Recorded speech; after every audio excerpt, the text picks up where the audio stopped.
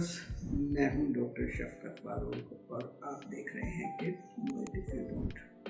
आज हम जिस टॉपिक पे बात करना चाह रहे हैं वो है डिसीजन और उससे रिलेटेड सारी चीज़ें। आपने ये लफ्ज़ बहुत सुना होगा और इस पर मैंने एक ब्लॉग भी पोस्ट किया हुआ है, लेकिन ब्लॉग क्योंकि इंग्लिश में होता है तो बड़ा डिटेल्ड होता है। अब ये उसको थोड़ा सा मुख्तसर करके तो मैं डिवाइड कर देती हूँ छोटे छोटे ब्लॉग्स में, ताकि वो, और फिर ये उर्दू में होता है ताकि जो भी उसमें थोड़ी बहुत टेक्निकलिटीज़ हैं वो लोगों को समझ में आ जाए।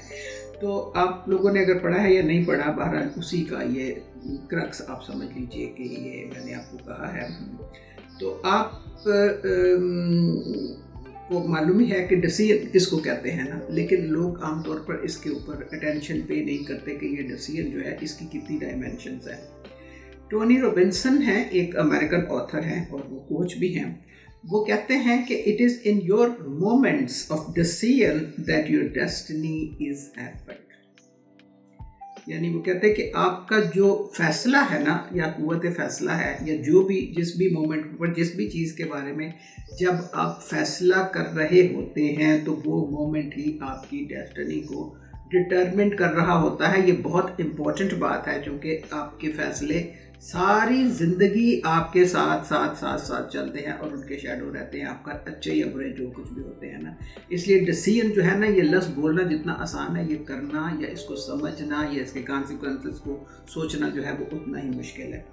डिसीजन मेकिंग जो है ना, यानी आप फैसला करते हैं, डिसीजन मेकिंग आप फैसला करते हैं, ये एक प्रोसेस है पूरा। ये एक ऐसा नहीं है कि बस आपने ये मोबाइल मैंने देखा, हाँ जी मैंने खरीद दिया, बस नहीं, ऐसा नहीं होता।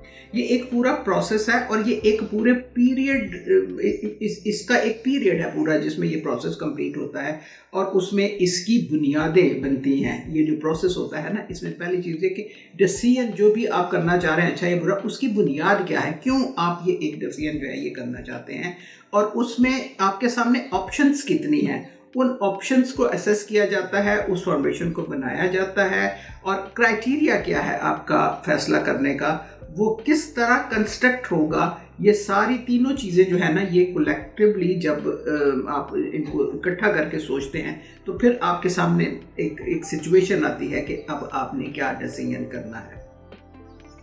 अब ये या तो at the spur of the moment के ऊपर लोग डिसीजन कर लेते हैं, जैसे मैंने अभी आपको कहा, हाय ये मोबाइल बड़ा अच्छा, चलो मैंने खरीद दिया, नहीं ओके, बाद में पता चला कि उसमें पता नहीं क्या क्या कुछ है, क्या क्या कुछ नहीं है, वगैरह वगैरह। अच्छा, कुछ आप इंस्टेंटली आप डिसीजन लेते हैं। मसलन आप जा रहे हैं, जैसे सड़क के ऊपर फॉर एग्जांपल जा रहे हैं और सामने कीचड़ है सड़क के ऊपर ना, और सामने से गाड़ी आ रही है, आपको पता है कि इसने नहीं रुकना, इसने तो गुजरना है और सारा कीचड़ उछाल के आपके ऊपर डालना है। आप फौरी तौर पर साइड पे होने की कोशिश करेंगे, ये सोचे बगैर कि साइड पे एक खाला जा रहा है और मैं उसमें गिर भी सकती हूँ। तो एक ये है। अच्छा, अब डिसीजन जो है ना वो एक तो इंस्टेंट, जैसे मैंने कहा, स्पर ऑफ द मोमेंट के ऊपर लेता है, फिर इंस्टेंटली लेता है, फिर एक डिसीजन होता है जो आपके सामने चॉइस होती है और उसके जरिए आप लेते हैं। मसलन आपको मैं बड़ी कॉमन एग्जांपल देती हूँ जो कि हम में से हर कोई गुजरता है। आप बैंक में जाते हैं, आपने अकाउंट खोलना है या आपने कोई लोन लेना है, तो सबसे पहले जो बंदा जिसके साथ आपका रब्ता होता है वो होता है वो क्रेडिट ऑफिसर। यानी वो आपको रिसीव करेगा, वो आपको वेलकम करेगा, आपसे पूछेगा, आपको बिठाएगा, आपको चाय पिलाएगा, वो पूछेगा आपसे कि हाँ जी मसला क्या है, आपको कोई कंप्लेंट है या आपने लोन लेना है या आपने अकाउंट खोलना है, क्या करना है ना। तो ये वो सारी चीज़ें जो है ना ये मालूमात लेता है। आपने फॉर एग्जांपल उसको कह दिया कि भाई मैंने लोन लेना है, ठीक है ना। अब ये जो लोन लेने वाली बात है ना, ये उसके बस की नहीं है। क्रेडिट ऑफिसर जो है ना, वो आपको ये सारा कुछ, बाकी चीज़ें तो गाइड कर देगा, बता देगा, लेकिन वो ये डिसीजन नहीं कर सकता कि आपको लोन मिलना चाहिए या आपको लोन नहीं मिलना चाहिए। उसकी बहुत सारी वजूहात हैं। अब वो आपको रेफ़र कर देता है, आपका केस जो है वो रेफ़र कर देता है क्रेडिट ऑफिसर के पास। ये एक दूसरा बंदा है जो उससे थोड़ा सा हायर होता है। अच्छा, अब ये जो क्रेडिट ऑफिसर है ना, ये आपकी एप्लीकेशन को एनालाइज करता है, उसके बाद वो आपके डॉक्यूमेंटेशन को देखता है और उसके बाद वो देखता है कि जो पोटेंशियल है मार्केट में लोन का वो क्या है, और क्या ये लोन आपको देना बनता भी है या नहीं बनता। यानी कि आप दूसरे लफ्ज़ों में कहते हैं कि वो आप ये सोचता है कि ये बंदा इस काबिल भी है कि नहीं कि इसको लोन दिया जाए ना, लेकिन वो जब लिखा जाता है तो वो बड़े सॉफ्ट अल्फाज में लिखा जाता है। इसका मतलब ये है कि यहाँ पर वो अब एक फैसला हुआ कि लोन लेना है।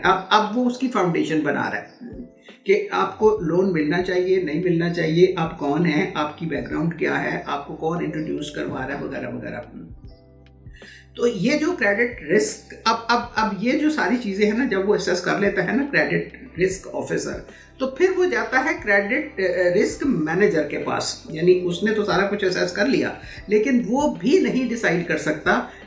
उसने अगरचे एप्लीकेशन भी देख ली, उसने ये भी देख लिया कि डॉक्यूमेंटेशन आपकी पूरी है, उसने ये भी देख लिया आपकी वर्थ क्या है, उसने ये भी देख लिया कि हमारी मार्केट में किस किस्म के लोगों को जो है वो लोन दिया जाता रहा है, उसके पास सारी मालूमात होती है। येट वो ये डिसाइड नहीं कर सकता कि मैं आपको लोन दूंगा। वो आपको कभी भी एश्योर नहीं कराएगा कि मैं आपको लोन दूंगा। वो आपकी एप्लीकेशन को सारी डॉक्यूमेंटेशन के बाद जो है ना वो रिस्क मैनेजर के पास भेज देता है। अब रिस्क मैनेजर जो है ना वो इवैल्यूएट करता है उसको, उसके पास अपनी इंफॉर्मेशन भी होती है, फिर उसके कॉन्टैक्ट्स होते हैं मार्केट में इधर उधर, वो वहाँ से भी इंफॉर्मेशन लेता है। और उसके बाद वो मतलब उसके पास बहुत सारे सोर्सेज होते हैं कि ये लोन आपको मिलना चाहिए कि नहीं मिलना चाहिए। अब वो डिसीजन जो लेता है ना वो सारी इंफॉर्मेशन करके, अब ये एक डिसीजन जो है ना ये दो तरह के वो ले सकता है। एक तो होता है डिसीजन ऑब्जेक्टिव और एक होता है सब्जेक्टिव। जो ऑब्जेक्टिव फ्रेमवर्क में डिसीजन होता है ना उसमें ये होता है कि उसको क्रेडिट रिस्क ऑफिसर जो है ना वो आके कह देता है कि जी बंदा रिलायबल है, हम इसको जानते हैं, हम ये हमारे बैंक में इसका अकाउंट भी है और ये इसकी पोजीशन है कि ये रीपे भी कर सकता है, वगैरह वगैरह। लेकिन उसके पास ये ऑब्जेक्टिव है, आप लफ्ज़ से ही समझ जाएं कि उसके पास कोई डाटा वो उसी वक्त फौरी तौर पर अपने बैंक को नहीं दे सकता।